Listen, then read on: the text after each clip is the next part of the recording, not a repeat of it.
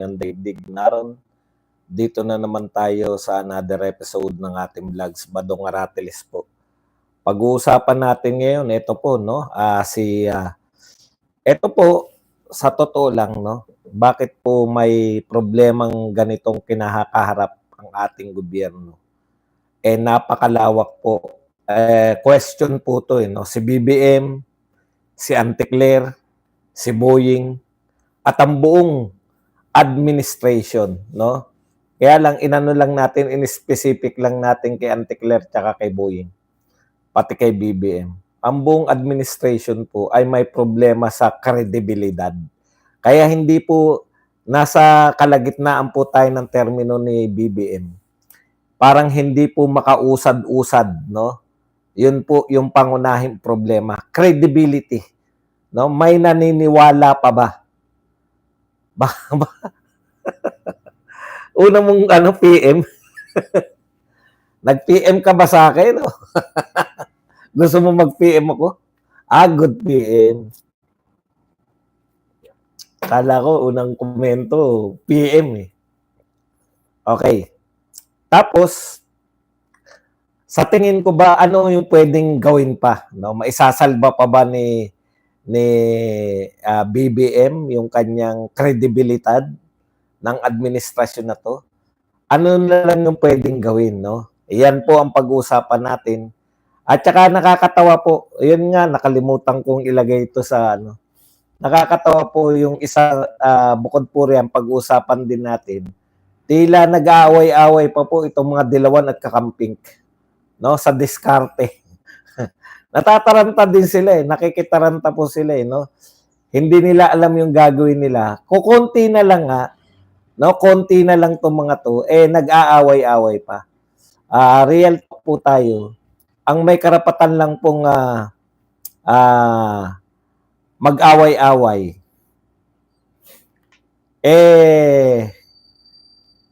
Mga Duterte supporters, dahil sa sobrang lakas po namin, mga Duterte vloggers, dahil sa sobrang lakas po ng mga Duterte, nag-aaway-away na kami para hindi pala ako kasama sila. Kasi para naman maging masaya. Yan po mga pag-uusapan natin, pero bago yan, kung bago ka pa lang dito sa ating channel, mag-subscribe ka na. Dahil ito lang ang tanging channel na may kinikilingan, may pinapanigan, una sa balita, huli sa impormasyon, kaya ano pang hinihintay nyo? Pindot na, okay? Likes po tayo yung mga bagong pasok. Okay po ba sounds natin? Wala namang problema? Okay. Pag-usapan kagad natin mga kapatid. Galit na galit si Inday Bidak sa 20% tax. Huwag na kayo mag-deposito. Itago nyo na lang. Lugi pa kayo. Okay. Pag-uusapan natin, no? Ito po, habang pataas ng rating ang mga Duterte, habang po patuloy pa rin na nakakulong si Tatay Digong at umiiral to, may mga investigasyon sa sabong, walang katapusan na investigasyon para pasamain ng Duterte. Akalain nyo yung mga nanalong iilang Dilawan, nagtatalo-talo pa. Nakakatawa rito, ito pakinggan mo natin, ito si Odi Guimora. Yes, nag-react po to kasi alam nyo naman ngayon, marami pong bumabanat na Dilawan. Dilawan na lang, lahat naman yan Dilawan. Sige, Dilawan Kakamping. Marami pong bumabanat kay Bam Aquino at saka kay Kiko Pangilinan. Bakit sasama sa majority? Bakit hindi sila sumama sa in-announce ni Hontivirus, no? Kasi simula pa lang po natin. Bakit hindi sila sumama sa in-announce ni Hontivirus na sila po ay magiging independent minority candidates, no? Silang tatlo. At dahil po diyan ay marami na naman pong nagsasabi na traidor, no? Itong si Kiko at saka to si Bob. Hindi po tayo interesado rito. naaaliw lang tayo. Kasi alam niyo yun, napaka-konti na nila, nag-aaway-away pa. O, eto po, yung sinabi ni Leni Robredo. Si Leni Robredo po ay pabor sa ginawa ni Kiko Pangilinan at saka ni Bam Aquino. Okay, pabor siya na sumapi sa majority. Di ba? Ito po, pakinggan natin si Leni. Marami pa rin kasi tayong mga kasama na mas puso yung pinapairal. Ayan. So dapat ngayon lang na-realize no ni Leni Robredo na ang pagpasok pala sa politika ay hindi kinakailangan yung puso-puso. Walang puso ka dapat para ka maging mahusay na politiko. Mas emotion. Ako, kung gusto nating manalo, di pwede yun eh. Kung gusto nating manalo, kailangan mas malayo yung pagtingin natin at mas malawak. Ngayon, parang one false move or one move ng isang kandidato na hindi sang-ayon sa kanila, aawayin nila. Mahihirapan tayo na wala tayong espasyo para doon sa mga hindi eksakto sa paniniwala natin. So makikita natin yung pagiging talagang baliktarin itong mga dilawan, no?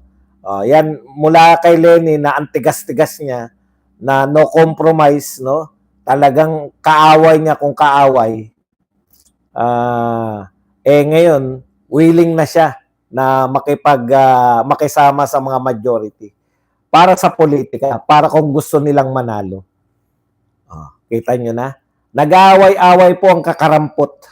Ako naman, alam nyo, wala kayong karapatang mag-aaway-away. Napaka-konti nyo na nga, nag-aaway-away pa kayo.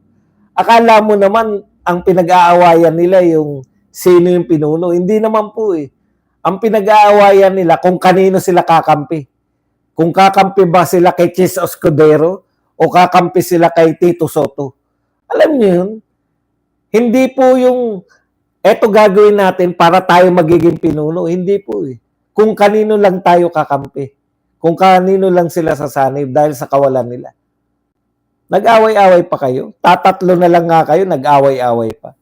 Ganyan po talaga, pa-distract na sila. Kaya makakabangon ba yan? Malabong makabangon na yan. Lalo na pag si BP Sara na. Anyways, ano po ang sitwasyon ng bansa natin ngayon? No? Ang bansa po natin ngayon ay magtotohanan na tayo. Pinakamalakas na suporta sa mamamayan, yung mga Duterte.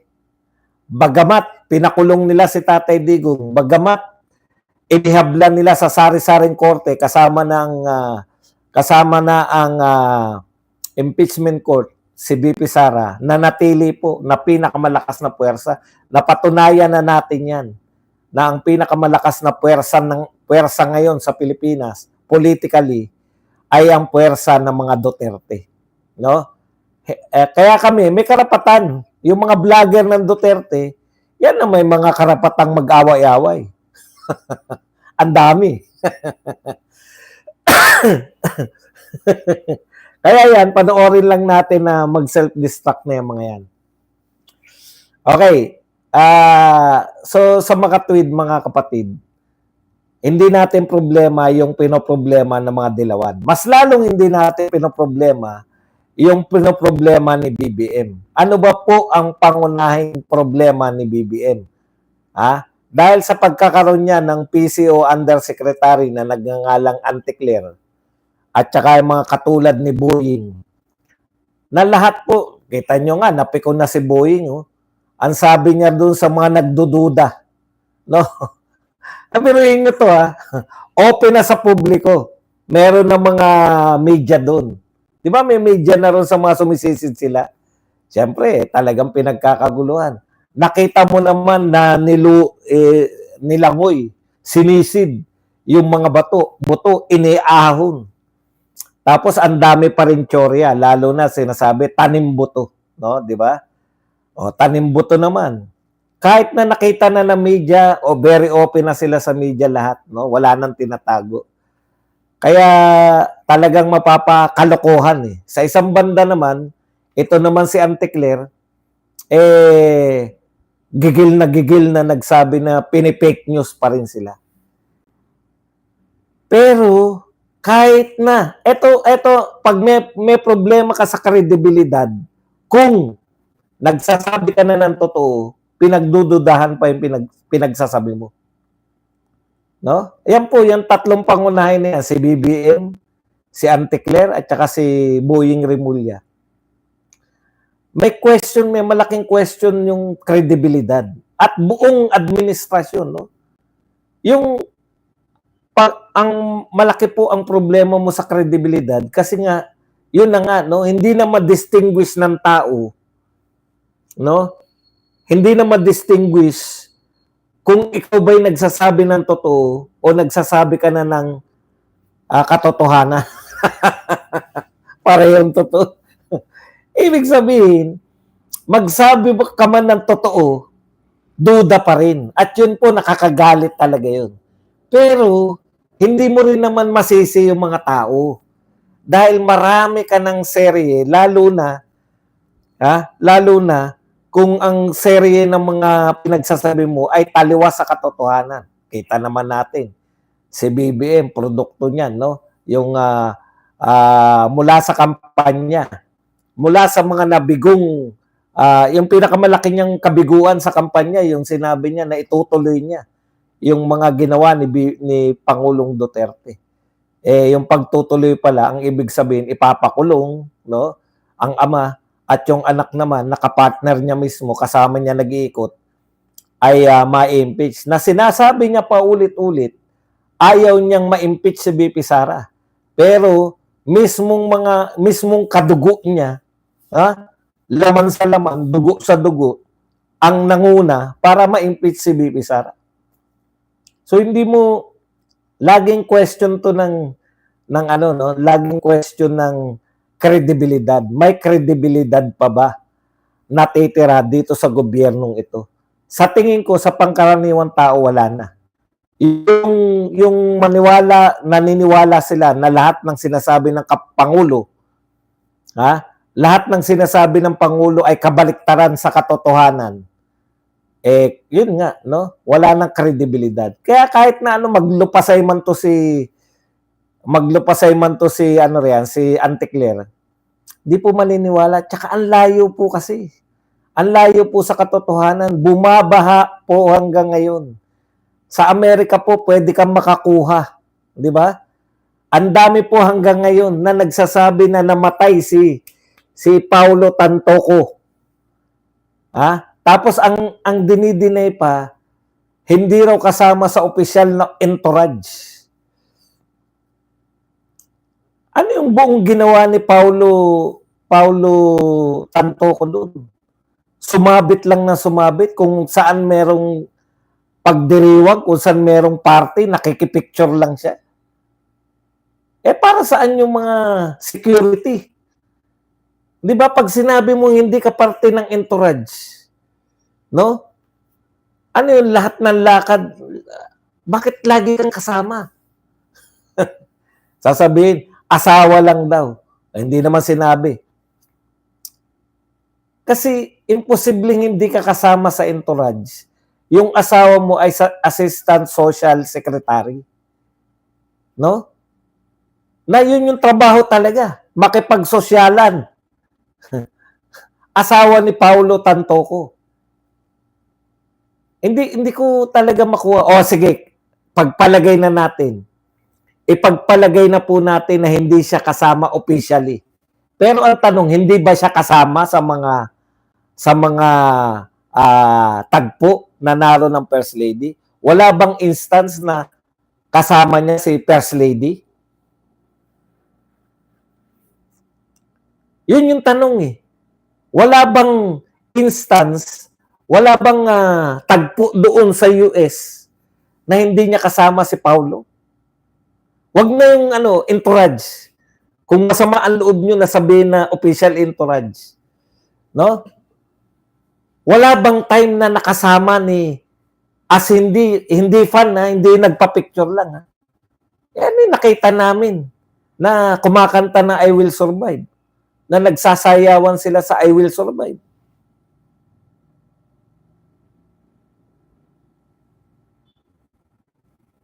Yan po, nakakadagdag yan sa kawalan nyo ng kredibilidad. Bakit nyo sasabihin ngayon na hindi na siya entourage. Pag official ba na entourage yung asawa at sumama yung asawa, hindi na siya kasama sa entourage?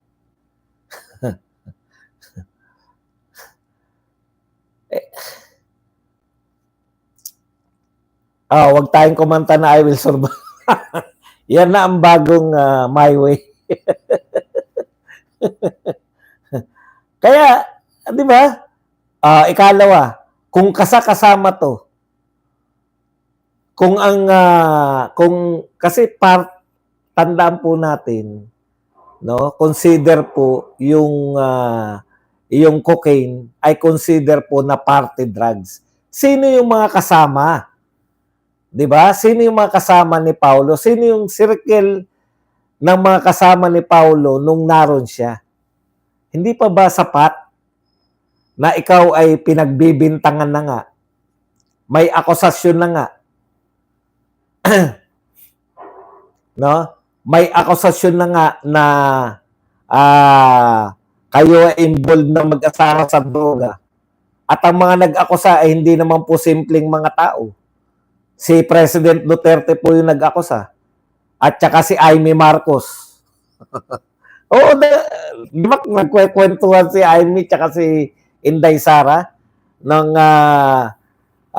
leak video na mukhang talagang sinadya naman na ilabas, hindi naman pinigilan yung paglabas. Na kinukwento ni Amy yung yun na nga. Tapos sila Kati Binag na hanggang ngayon hindi nyo naman dinidemanda. Yun eh. Yun yung point dun eh. No? Hindi, tama nga yan. Pwedeng naganap yan, Juan Santos. Pero wag na nga yan eh. Doon na nga tayo sa sinasabi nila eh. Di ba? Doon na nga tayo sa sinasabi nila eh. Kasi patutunayan pa natin yan eh. Dinideny nga nila. Yung completely dininay nyo ang lahat, pati yung police report ay dininay ninyo. Ang laki pong question ng kredibilidad nyo ngayon pag may nakita, pag may pinapakita hanggang ngayon. Kasi po, mahigpit po itong FB, mahigpit po yung X, mahigpit po yung mga social media, TikTok. Mahigpit po yan sa paglalabas ng mga peking dokumento. Kung easily accessible, ako kasi na-access ko pa eh, yung Hollywood LA News eh. Hanggang ngayon eh. Ibig sabihin, hindi pa po tinetake down yan ng mga platform.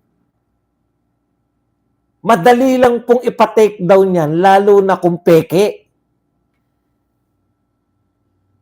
Hanggang ngayon, at subukan natin ngayon. Ito, experiment lang po to. Hindi ko alam ngayon, hindi ko pa nakikita ngayon, kahapon ko pa to. Tignan natin ngayon kung yung site na yan. Ito ngayon ko tinatype.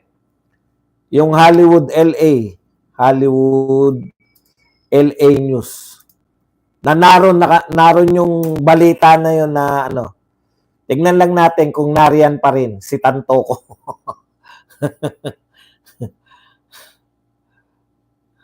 Ay, Holly News lang. Hollywood, walang wood. Hollywood, LA News. Juan Paulo Tantoko. Ito, tignan natin. Di ba? Napakasimple lang po. Ang dali pong ipatake down ng mga site na nagsasabi ng peking impormasyon. Pag narito pa po to, bakit walang kakayahan yung gobyerno natin na ipatake down to? Anong uri na po? Ito po, nariyan pa rin, no? Ayan. Pakita ko lang sa inyo. Hollywood LA News. Hindi naman po atin yan eh. Di ba? Overdosing on coke. So, nariyan pa rin po. Bakit hindi natin take down kung yan po ay peking impormasyon?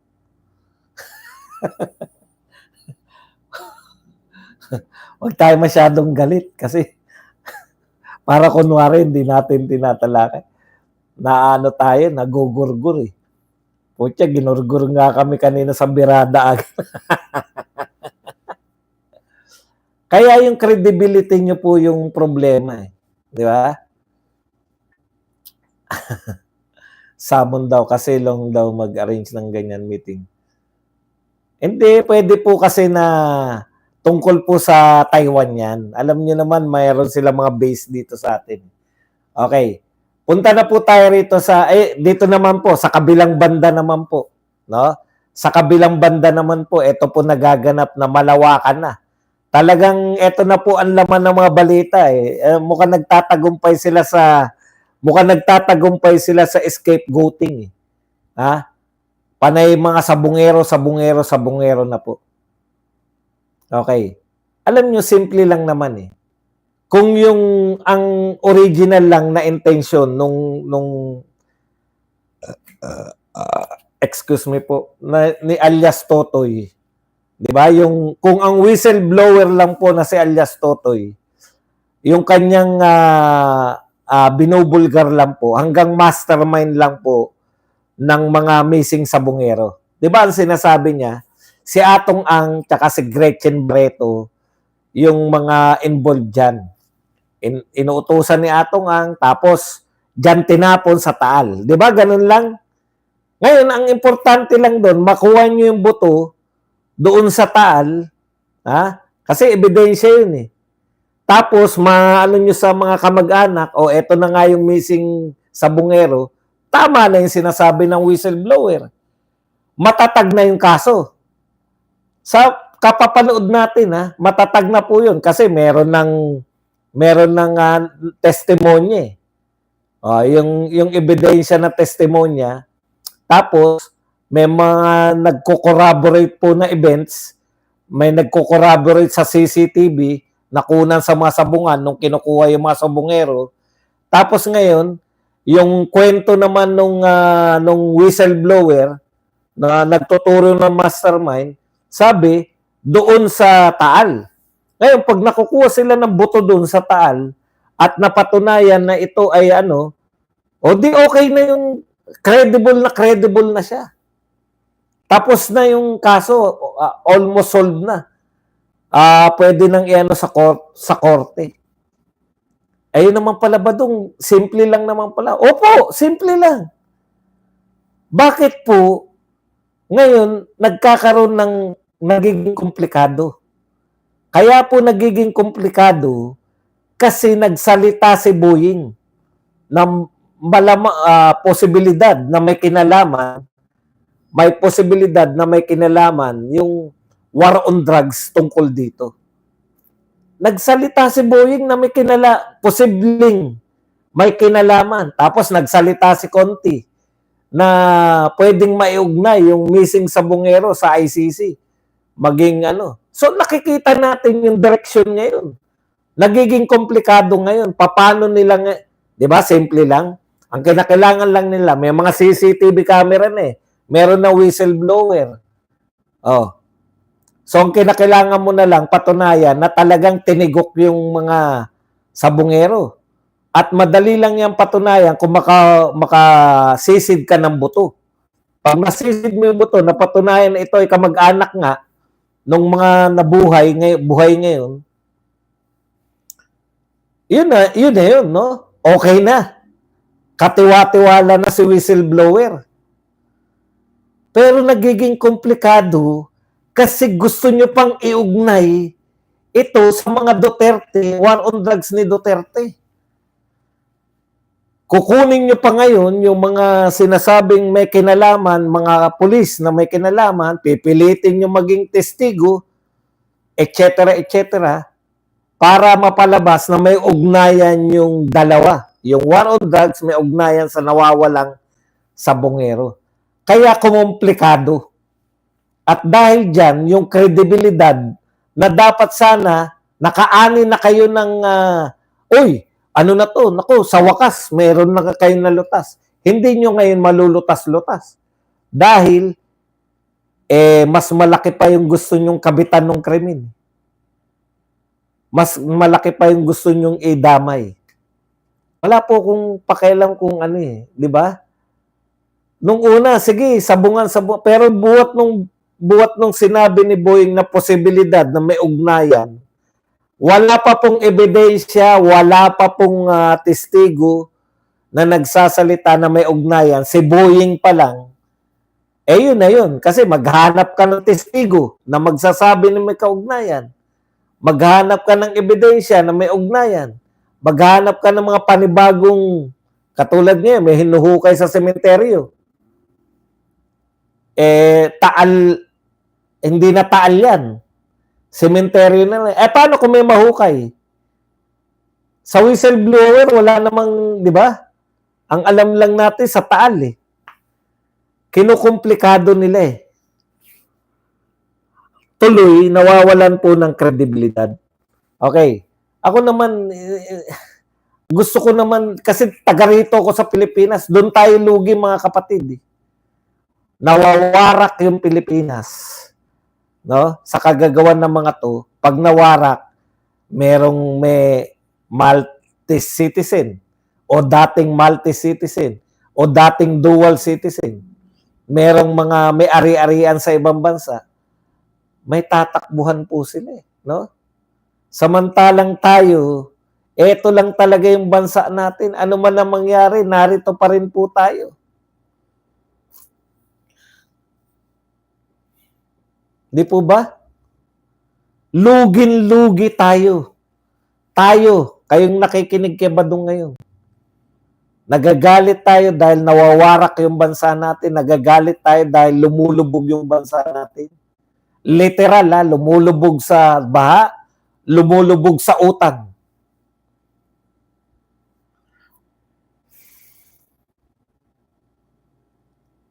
Literal na pinalulubog yung ating bayan ng administrasyong ito.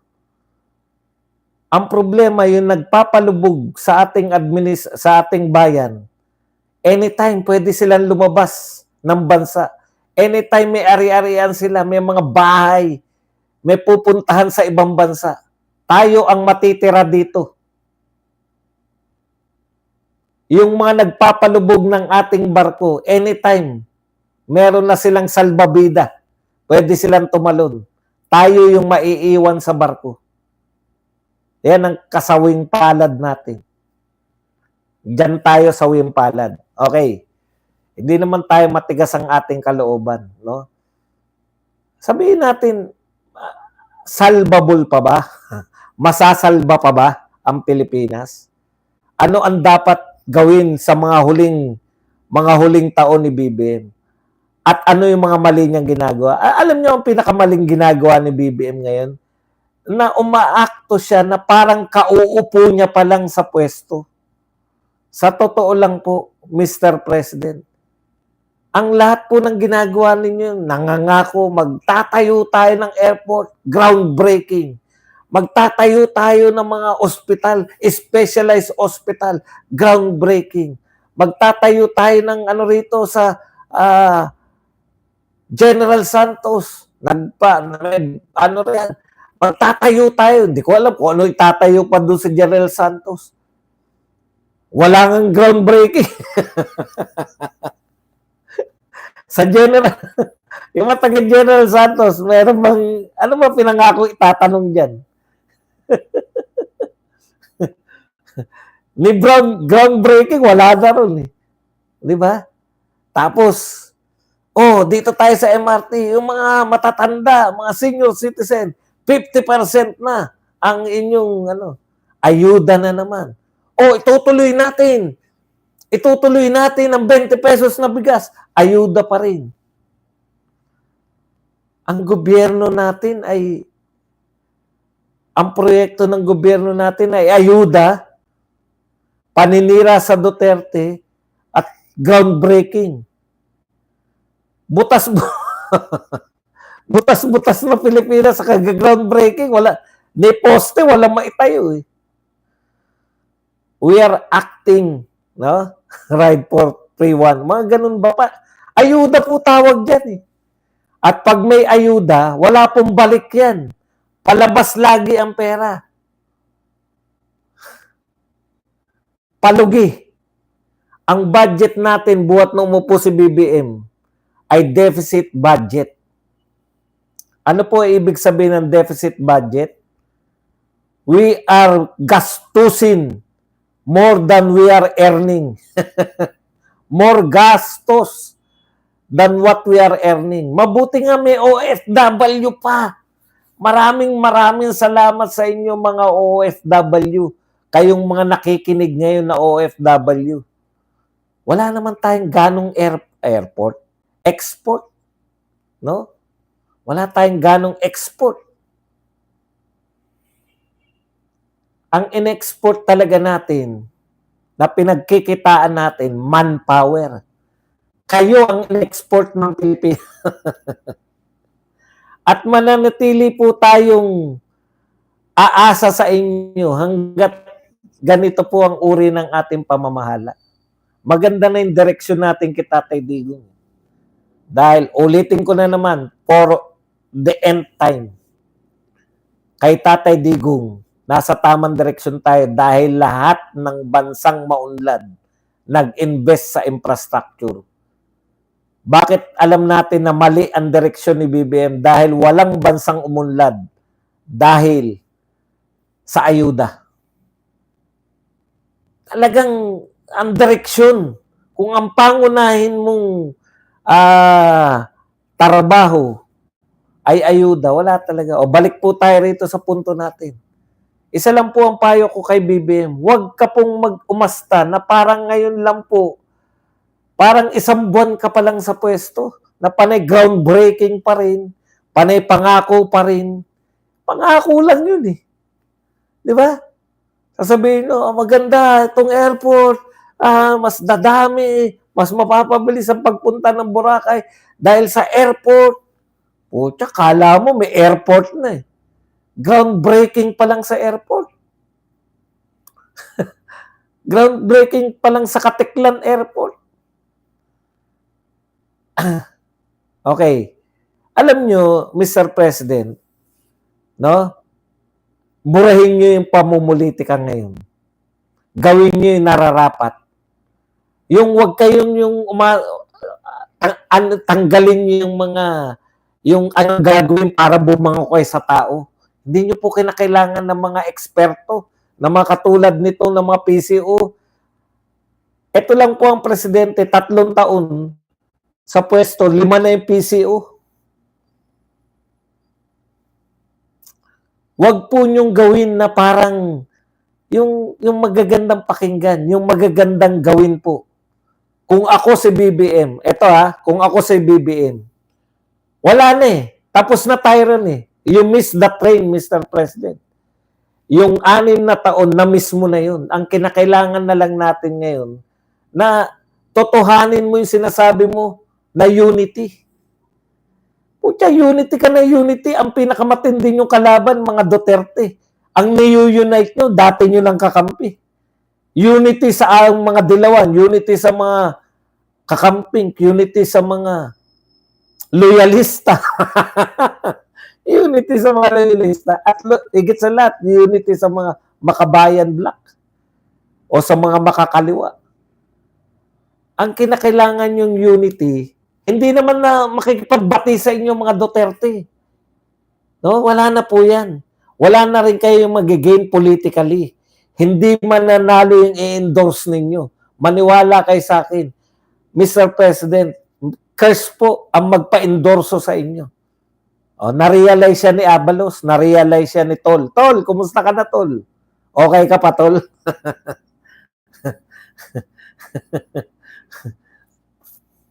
Hindi nyo po kinakailangan na yung unity, usap tayo. Hindi po. Gawin na lang po ninyo. Ang una nyo pong gawin, ipatigil ninyo yung magalit sa inyo ang lahat, basta gawin nyo ang tama. No? Hindi naman na kami sasampalataya sa inyo. Yung mga Duterte supporters, hindi nyo na po makukuha, Mr. President. Wala na kayong magagawa politically na makakapagbaliktad sa amin. Lahat ng i-endorso nyo, hindi mananalo. Si Inday Sara Duterte ang next president. Wala na kayong magagawa dyan. Yan na yun. Nakasulat na yan sa tadhana. Ang pwersa ng Duterte malakas na. The least you can do is do the right thing. Ano po ang mga tamang gawin ngayon? Ipatigil nyo na yan. Kasi mag-aaksaya lang kayo dyan sa impeachment. Sinasabi ng mga senador kahit nung hindi naniniwala, take the case of Subiri. Sabi ni Subiri, witch hunt lang yung ginagawa nyo. Pero ayaw niya pa rin matigil kasi nga, maiingay lang naman yung mga yan. Pero sa totoo lang, kayo, Subiri, Villanueva, at sa mga naniniwala na hindi dapat ma-impeach si BP Sara, pangatawanan nyo na. Kasi wala rin naman eh. Ang puwersa nasa Duterte, bibilib sa inyo. Hindi po, huwag kayong maniwala na nasa yung mga tao magagalit pag hindi natuloy. Survey, nagsasabi, survey, gusto matuloy. Kalokohan po yan.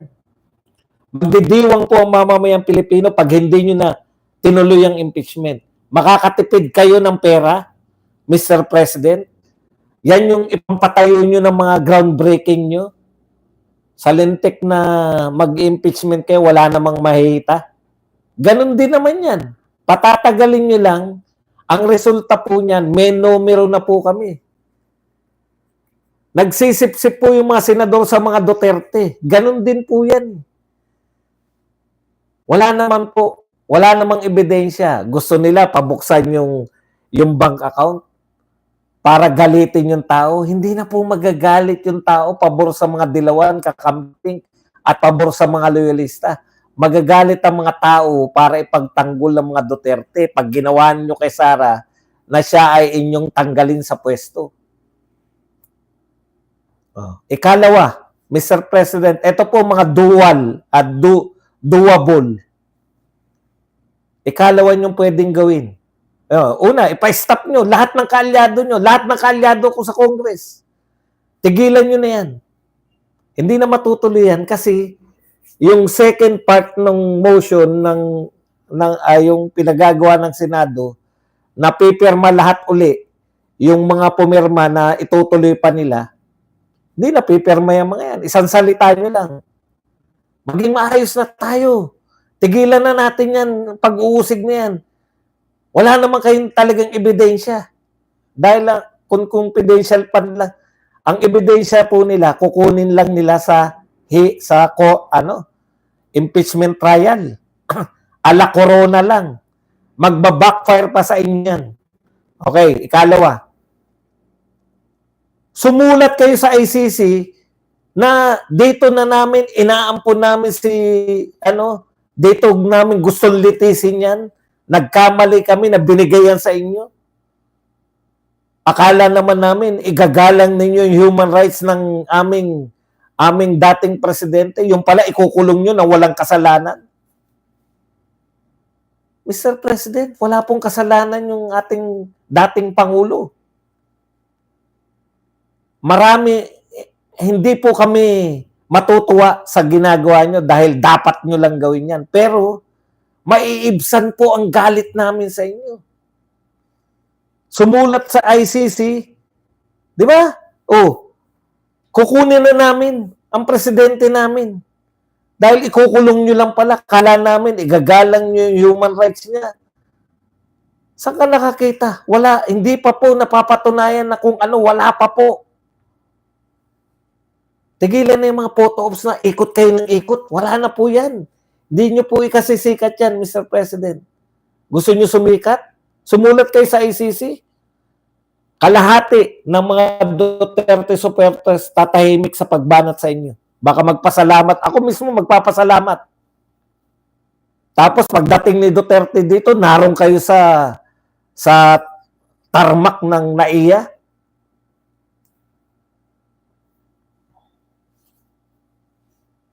Yan lang dalawa na yan. Patigil nyo yung impeachment, tsaka magsumulat lang kayo sa ICC na kinukuha na namin. Kami na uli ang aampon. Kung kailangan, kung maglilitis na. Kami magdadala uli dyan. Tapos iuwi uli namin. Ang laking bagay nun, Mr. President. Tapos, patigil nyo yung lintik na lahat ng sugalan na yan, online na sugal. Mga mahihirap, Mr. President. Alam nyo, sa totoo lang, ito kasi search ko lang, $50 million si Bruno Mars na sikat nagkautang ng $50 million sa casino dahil sa sugal sa Las Vegas. Buti na lang matalino siya, no? Kasi ang kasunduan yata nila nung Las Vegas Hotel, magpe-perform na lang siya. Hindi ko alam kung ilang performance. Bruno Mars na yun. Ha? May pera na yun na pwedeng ipansugal. Imagine niyo na lang, yung mga mamamayang Pilipino pangkaraniwan, nag-i-scatter yung mga, karamihan na nakukunan ng video, mga driver eh. Siyempre, naiinip yung mga, naghihintay ng pasahero, habang tumatabay, nag-i-scatter. Puta, bumabiyahe na, nag-i-scatter pa rin. Ganun ka-addictive. Ganun ka-addictive yung sugal, Mr. President. Hindi lang po mga droga nakaka-addict. Nakaka-addict din po ang sugal. Lahat ng addiction nakakasira ng pamilya. Okay lang masira yung pamilya ng mga mayayaman kasi may pantusto sila sa mga anak pa rin nila eh. Eh yung pamilyang masira. Nasa na nga pala yung mga kaparian? Nasa na po yung mga kaparian? Bakit hindi po kayo manawagan dyan? Ng mga, di po ba? Okay, yan lang po ang ating topic. Pwede na po kayong magtanong, pwede po kayong magbigay ng reaksyon at higit sa lahat, pwede po kayong magpakape. Ayan, dito na po